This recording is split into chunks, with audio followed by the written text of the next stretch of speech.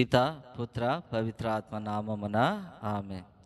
క్రీస్తునాథుని యందు ప్రియమైన సహోదరి సహోదరులారా, మిమ్మల్ని అందరినీ కూడా ఈరోజు ధ్యానాంశమునకు ప్రేమపూర్వకముగా ఆహ్వానిస్తూ ఉన్నాను.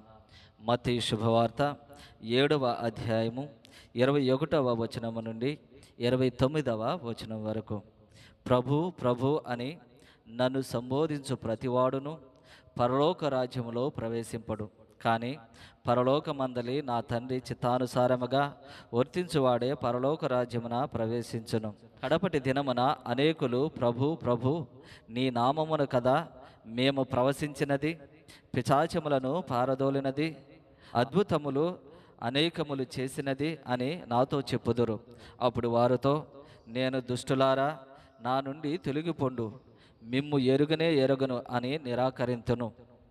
నా బోధనలు ఆలకించి పాటించు ప్రతివాడు రాతి పునాదిపై తన ఇల్లు కట్టుకొని బుద్ధిమంతుని పోలి ఉన్నాడు.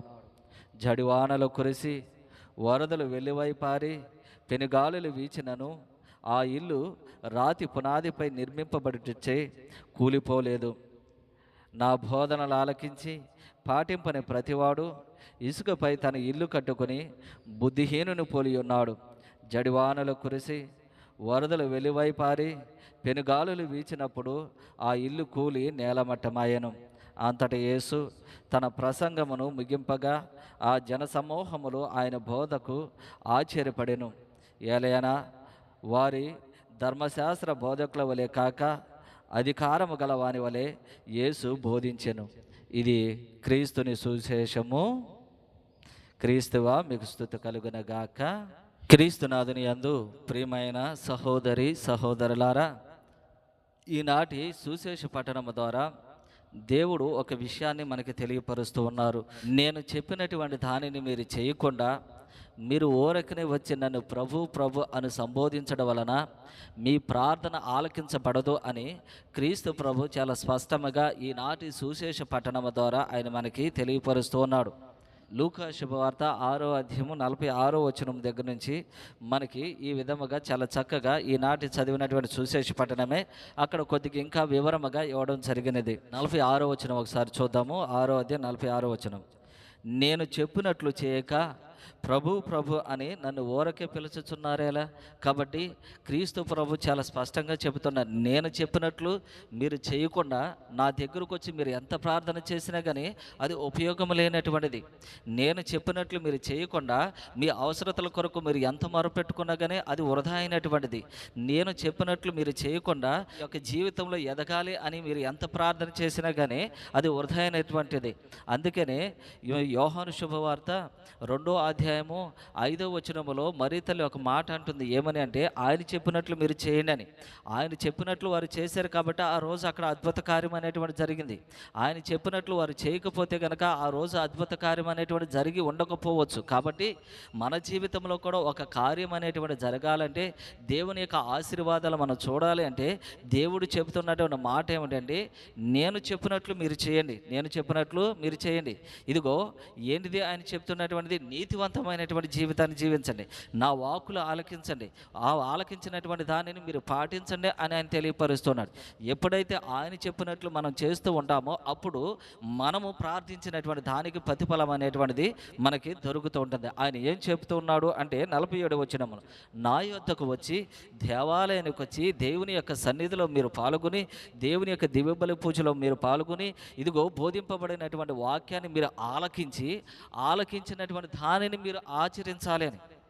ఆలకించినటువంటి దానిని ఇక్కడే విడిచిపెట్టి వెళ్ళిపోవడం కాదు, లేదా ఎప్పుడు కూడా ఏదో వెళ్ళేమో నామకార్థంగా విన్నాము వచ్చేమో విధంగా కాదు. అన్నటువంటి వాక్యాన్ని మీరు ఆచరించాలి. ఆ విధంగా ఆచరించినటువంటి దానిని మీరు పాటిస్తూ ఉంటారు మీ దైనందినటువంటి జీవితంలో. అప్పుడు దేవుడు ఏ రీతిగా ఆశీర్వదిస్తూ ఉంటాడంటే, ఇదిగో రాతి మీద లోతుగా పునాది తవ్వి ఇల్లు కట్టబడినటువంటి వాడిని పోలి ఉంటాడు. ఆ విధమైనటువంటి ఆశీర్వాదాన్ని పొందుకుంటాడు. వానికి ఏ కష్టము కూడా రాదు, ఏ బాధ కూడా రాదు, ఏ నష్టము కూడా రాదు. ఎందుకనంటే దేవుడే వాని ఇంటికి ముందుగా నిలబడుతూ ఉంటాడు. కాబట్టి మనము మన జీవితంలో దేవుని యొక్క దీవెనలు పొందాలి అంటే కనుక ఆయన చెప్పినట్లు అసలు మనము చేయాలి. అంతే తప్ప ఊరకే ప్రభు అని పిలిస్తే కనుక ఎటువంటి ఆశీర్వాదాలు రావు. ఒకవేళ దేవుని యొక్క సన్నిధికి వచ్చి దేవుని యొక్క మాటలు విని వాటిని ఆచరణలో పెట్టకపోతే గనక దానికి కూడా ఒక ఉదాహరణ అనేటువంటి దేవుడు ఇస్తూ ఉన్నాడు.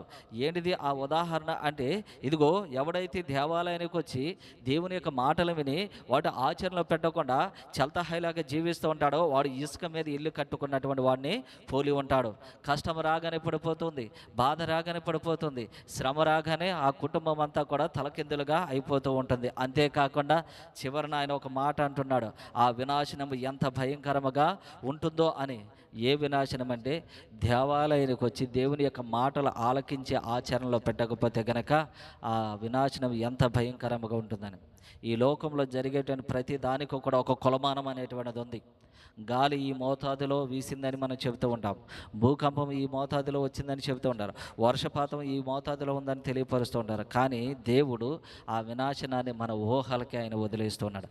ఆ వినాశనం ఎంత భయంకరంగా ఉంటుందని ఆలోచించుకొని తెలియపరుస్తున్నాడు. కాబట్టి క్రైస్తవుడిగా, దేవుని యొక్క బిడ్డగా ఆయన చెప్పినట్లు దేవుని వాక్యం మనకు బోధించినటువంటి రీతిగా మనం ఆలకించి దాన్ని ఆచరణలో పెట్టడానికి కావాల్సినటువంటి కృపను దయచేయమని మనందరం కూడా ప్రార్థించుదాము. పిత, పుత్ర, పవిత్ర ఆత్మ నామమున ఆమేన్.